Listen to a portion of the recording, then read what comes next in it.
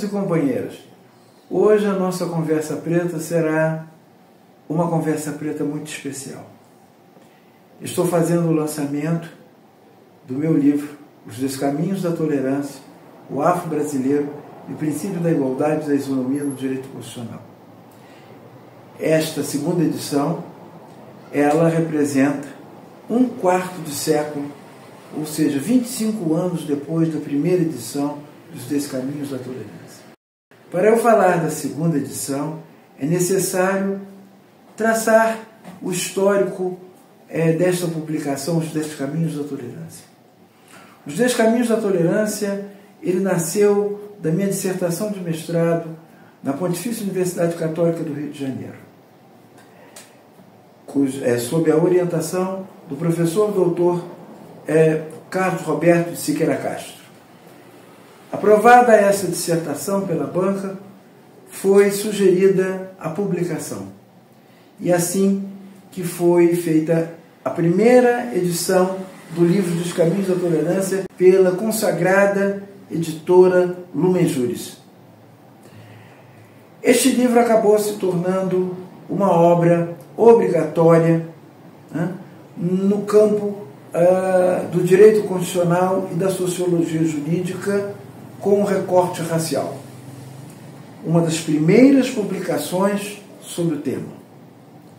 Hoje, ela serve de referência em teses de doutorado, dissertações de mestrado, e, enfim, ela é citada em todas as publicações de artigos, obras jurídicas que versem sobre o tema discriminação ou até mesmo sobre o tema desigualdades raciais e cotas raciais. Melhor dizendo, ações afirmativas, em todas as suas modalidades. Bem, este livro ganhou tanta visibilidade que ele, logo no primeiro mês de sua publicação, ele já fez constar do grande acervo da Biblioteca do Congresso Norte-Americano. Hoje, ele está também na Universidade de Berkeley, na Universidade de Tóquio e na Dieta do Japão, ou seja, a grande biblioteca do Parlamento do Japão. Ora,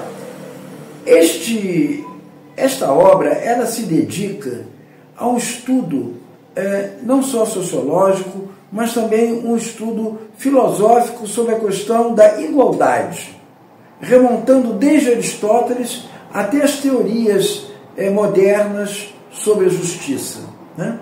É um tema permanente, é um tema constantemente em debate, porque ele é o duo, ele é o duplo da liberdade, né? Então, ali traz toda o drama, toda a trajetória do negro, em especial no Brasil, né? A diáspora africana, os mais de 300 anos de escravidão e todos os seus reflexos na sociedade brasileira. Enfim, e até mesmo um ponto de questionamento do tamanho e da dimensão da democracia brasileira diante de tantas disparidades raciais, de tanta concentração de renda e, enfim, que o negro não consegue usufruir de nenhuma riqueza, nem da riqueza cultural do mundo hegemônico, nem dos padrões, né, de escolaridade, enfim, está sempre na base da pirâmide social. Sempre na base da pirâmide social. Agora, o porquê da segunda edição? Essa segunda edição, ela se fez necessária a partir do momento da Conferência de Durban, na África do Sul, sobre racismo, discriminação, xenofobia e discriminações correlatas. Esta conferência, evidentemente, que não foi por acaso ter ocorrido na África do Sul. né? A África do Sul, que foi o grande desafio, né, no fim do apartheid, na libertação de Nelson Mandela. Aliás, o fim do apartheid e a libertação de Nelson Mandela mobilizou o movimento negro. E eu fiz parte de uma entidade chamada Comáfrica, Comitê de Apoio, né, e Solidariedade à Libertação dos Povos da África do Sul e da Namíbia.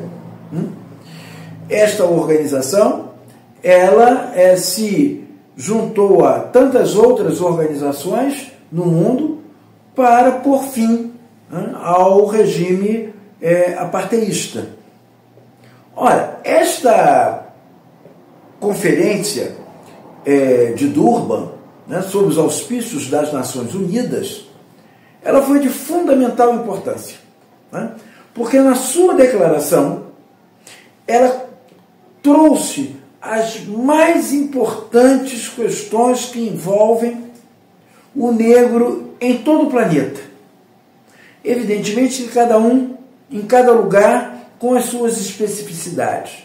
E o Brasil teve um peso extremamente importante por se tratar da segunda maior população negra do planeta, né? Enfim, tendo como maior população a Nigéria. Hoje, o censo de 2022 aponta já 55% da população negra. O que o IBGE define como população negra? População negra, ela é constituída de pretos, pardos escuros e pardos claros. Ora, 55% da população brasileira constituída de negros e com projeções para o futuro, disto cada vez constituir num percentual maior, né, é importantíssimo para o Estado brasileiro ter políticas públicas no sentido de reduzir essa disparidade.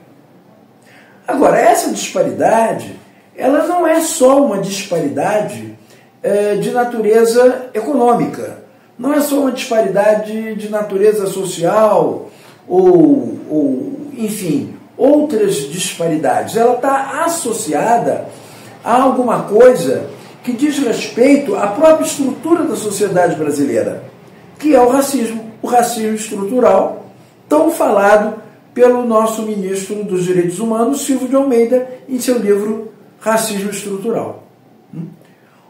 Então, os Descaminhos da Tolerância, eu faço um desafio a um inventário todos esses anos, né, do qual o Brasil se comprometeu, através do plano de ação da Conferência de Durban, a implementar políticas, né, de superação dessas desigualdades em busca de uma equalização de uma sociedade justa e igualitária, obedecendo até mesmo os princípios do preâmbulo da nossa Constituição, né, da Constituição Cidadã.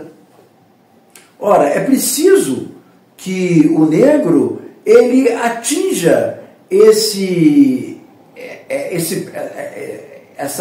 desejo, essa missão dos operadores do direito, do próprio Estado brasileiro, em cumprir a superação dessas desigualdades, que são desigualdades regionais e desigualdades sociais, mas quando se diz em desigualdades raciais, desigualdades sociais, desigualdades regionais, estamos falando, por uma simples leitura, até mesmo uma leitura transversal, dos dados sociais do Instituto Brasileiro de Geografia e Estatística.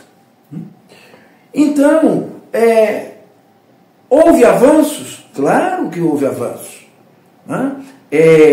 As cotas raciais no ensino superior foi um grande e um fabuloso enfrentamento perante o Supremo Tribunal Federal, que enobrece não só a luta do povo negro, como também qualifica as próprias cortes brasileiras, sobretudo a Suprema Corte Brasileira, o Supremo Tribunal Federal, porque aquele debate foi um debate em que marcou definitivamente o princípio da igualdade dentro da realidade brasileira. Porque não há como se falar de igualdade num contexto de uma população de 55%, do qual não usufrui desta ideia de igualdade no plano material, por simplesmente uma igualdade formal. A Constituição, afinal de contas, ela não pode continuar sendo aquilo que Fernando Lassalle dizia, que a Constituição é um pedaço de papel. Não, a Constituição ela é um pacto social importante do qual a comunidade negra participou ativamente da Assembleia Nacional Constituinte. E a sua participação qualificou enormemente a Constituição que hoje nós temos como a Constituição cidadã promulgada pelo saudoso Ulisses Guimarães, que a dignificou como a Constituição cidadã. Ela é um marco na história do constitucionalismo brasileiro. Nunca houve na história do constitucionalismo brasileiro uma Constituição que fosse voltada para todos, respeitando todas as diferenças, onde todos ali estão presentes. Bem, é esse o desafio, é esse o inventário da segunda edição dos Descaminhos da Tolerância.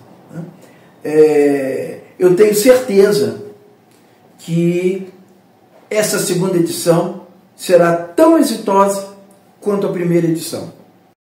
Por quê? Porque ela vai mostrar para o leitor o quanto se avançou durante todo esse período. E o avanço mais recente foi o próprio avanço do deslocamento da injúria racial do Código Penal, do artigo 140 do Código Penal, para a Lei K.O. Ou seja, deixou de ser uma injúria com uma pena pequena e passou para a Lei K.O. claramente como um crime imprescritível e inafiançável. E eu devo dizer aos senhores que com isso foi o grande giro da conquista de todo esse ativismo durante todos esses anos. E eu digo que este desafio fez um deslocamento do eixo da discussão. Qual seja, aquilo que para nós negros era um problema, o racismo, deixou de ser um problema para o negro. É claro que continua sendo um crime que nos afeta, um crime que nos espanca a nossa dignidade. Mas agora viramos a mão. Viramos a mão por quê? Porque isso virou um problema para o racista. Porque o racista agora, ele está diante da sua manifestação racista a responder por um crime imprescritível e inafiançável. Então agora o problema é o quê? De uma certa maneira, eu não atribuo ao direito penal esse poder de dissuadir as iniciativas racistas. Claro que não, porque é estrutural. E na medida que eu digo que é estrutural, ele está dentro de toda a sociedade brasileira, das instituições todas, sem exceção.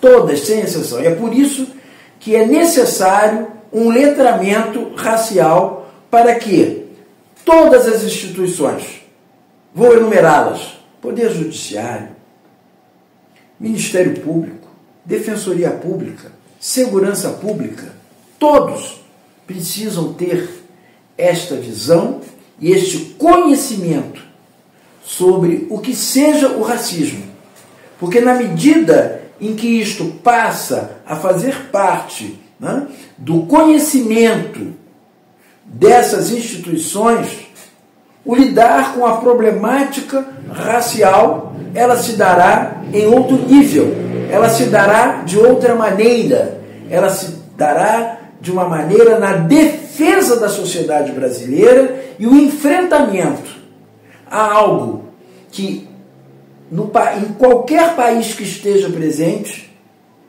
ele causa problemas de natureza social e estrutural que não permitem que aquela sociedade seja uma sociedade baseada na cultura de paz. Por quê? Porque o racismo é ódio. O racismo, ele é a hierarquização a partir de uma perspectiva de que o ser humano, ele se divide em superiores e inferiores. Na medida em que uma sociedade é pautada sobre esses critérios, esta sociedade jamais será uma sociedade desenvolvida. Não só, sequer economicamente. Porque na medida em que isso é praticado, a própria economia daquele país, ela se vê comprometida. Porque na medida em que ela exclui e ela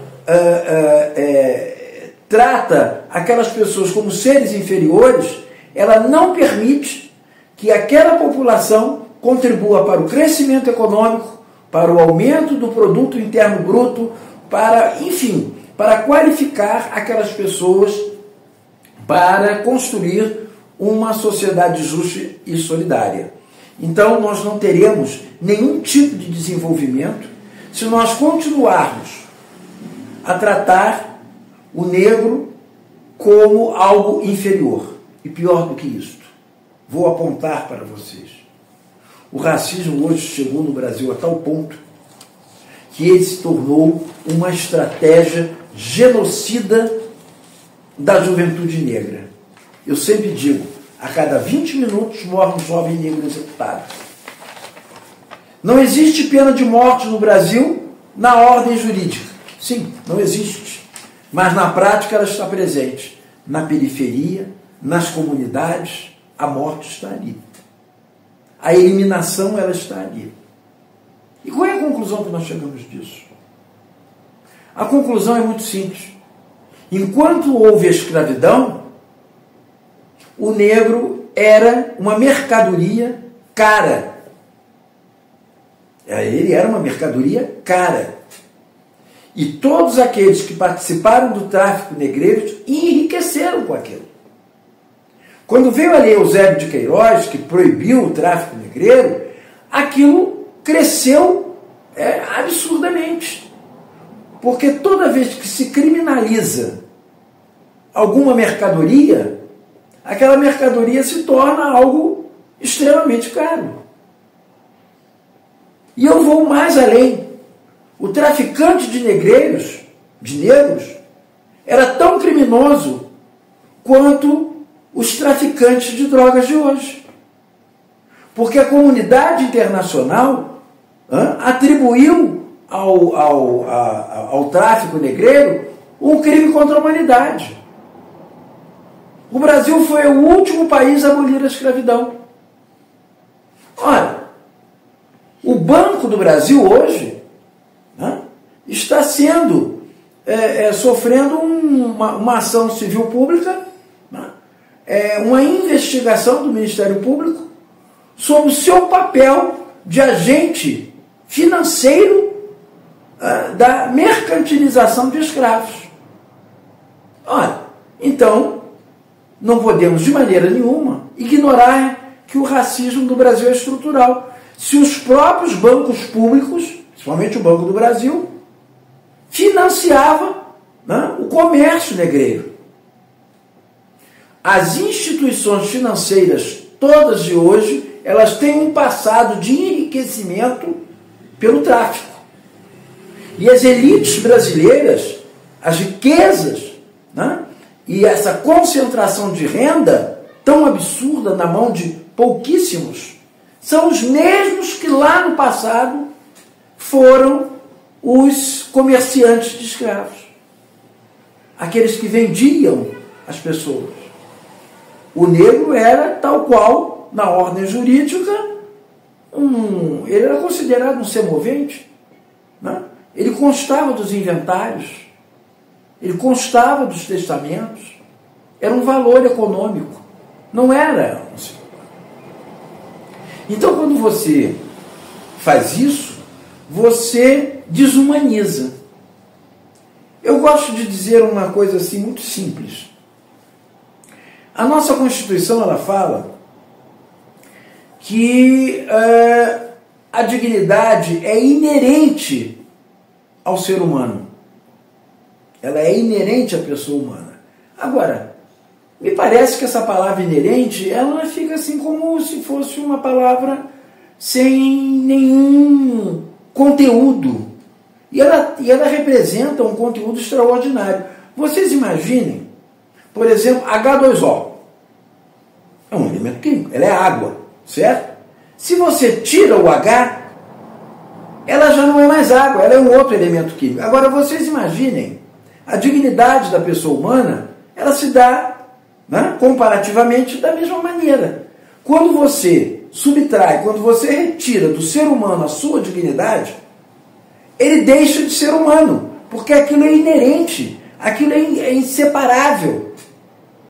Ora, e o que é você retirar a dignidade da pessoa humana? É você desumanizar. O desumanizar não significa dizer que ao desumanizar aquela pessoa não é mais pessoa humana. Ela continua sendo pessoa humana, mas esvaziada de humanidade na visão do outro. Então, se você está sendo desumanizado na relação com o outro pode fazer de você o que ele quiser. Ele pode te matar. Por quê? Porque você perdeu a condição humana. Ele não é um igual, né? Ele é aquele ser que pode ser abatido. Ele é aquele ser que pode ser torturado. O que era o Pelourinho diferente da tortura no curso da ditadura militar ou na tortura que até hoje ninguém tem dúvida que continua existindo nos aparelhos ideológicos de Estado, como penitenciárias, delegacias de polícia? Ninguém pode negar isso. Que continua existindo. O método continua existindo. E o método continua existindo nas ruas. Então, essa barbárie, ela tem que ser contida. Ela necessariamente, ela tem que ser contida. Eu costumo dizer que ao citar o livro de Stephen Jay Gould, A Falsa Medida do Homem, onde ele faz um histórico das ciências, né, chamadas as ciências do racismo, que o racismo já foi cientificista, media-se o negro pelo tamanho do seu cérebro, pela quantidade de massa cefálica, pelas dimensões do seu corpo, enfim, era frenologia, era craniologia, enfim, era tudo isso. Então essa era a medida em que separava o ser superior do ser inferior, porque essa era a pirâmide que classificava os civilizados europeus, os civilizáveis, os asiáticos, e os incivilizáveis, que era a população negra. Por quê? Porque se ela era absolutamente destituída de, vamos dizer assim, de qualificações, né, que a colocavam num patamar de um ser civilizado, ele teria que ser o quê? Ele teria que ser uma população a servir o civilizado. Por isso tinha que ser uma mercadoria, por isso que se justificava a escravidão. Então eu costumo usar a imagem da falsa medida do homem com a régua. Então, este movimento, não só intelectual, acadêmico, artístico, ativista, é no sentido de romper, quebrar a medida, a falsa medida do racismo. Eu não vou quebrar a régua, porque eu só quebraria a régua o dia que a lógica do racismo tivesse sido rompida. Mas não, mas nós estamos conseguindo envergar de tal modo que a utopia, o sonho, é o quê? É que esta régua seja quebrada e que ela não sirva jamais para medir superioridade e inferioridade de qualquer ser humano, seja ele qual for. Então, companheiros e companheiras, aqui está os descaminhos da tolerância. É um trabalho árduo, que mereceu uma pesquisa profunda, e todos que quiserem saber em que passo nós estamos, juridicamente, sociologicamente, estatisticamente, filosoficamente, porque a questão racial, ela abrange todas as áreas do conhecimento. Se você quiser analisar o racismo sob a perspectiva econômica, claro, pode. Filosófica, pode. Teorias da justiça. Sociológica, sim. Relações sociais. Antropológica, sim. A condição do homem negro, né? da pessoa negra. Né? Aí a gente inclui mulheres, homens, comunidade LGBT, QIA, PN+, todos. E todos estão contemplados aqui. Todos estão contemplados neste trabalho. Eu faço uma análise, né, sem deixar ninguém, absolutamente ninguém de fora. Porque toda e qualquer vulnerabilidade, que esta vulnerabilidade esteja associada ao negro, ela é reforçada enquanto exclusão. Né? O negro é duplamente discriminado quando na experiência de gênero, de orientação sexual, de portador de deficiência, enfim. Este é o trabalho desenvolvido nos descaminhos da tolerância. Espero que vocês que estão a me assistir tenham interesse na leitura, e aqueles que tiverem interesse, por favor, se dirijam às plataformas todas que estão à venda, né? Principalmente na plataforma da editora Lumen Juris, né? E, enfim, espero que todos vocês tenham um prazer em estar lendo este trabalho, que é um trabalho de grande dedicação, de um advogado, de um jurista, de um militante, de um ativista, enfim, é um homem negro mergulhado em toda a sua história, que vai desde os seus antepassados da diáspora africana até os dias atuais, passando por todos. Sempre fomos resistentes, desde os quilombos, desde os Zumbis dos Palmares, desde o Luiz Gama, desde todos. Há uma resistência. Se nós chegamos até onde nós chegamos, e ainda tem muito a se percorrer, foi por conta de todos esses heróis da resistência. Existe um panteão de heróis da resistência negra, que fazem parte da história desse país. E esse país só é o que ele é hoje pela força do trabalho, da inteligência, da beleza e de todas as qualificações que o povo negro tem e merece ter e merece ser respeitado. Porque nós não contribuímos, nós construímos esse país antes de tudo. Muito obrigado e até a próxima.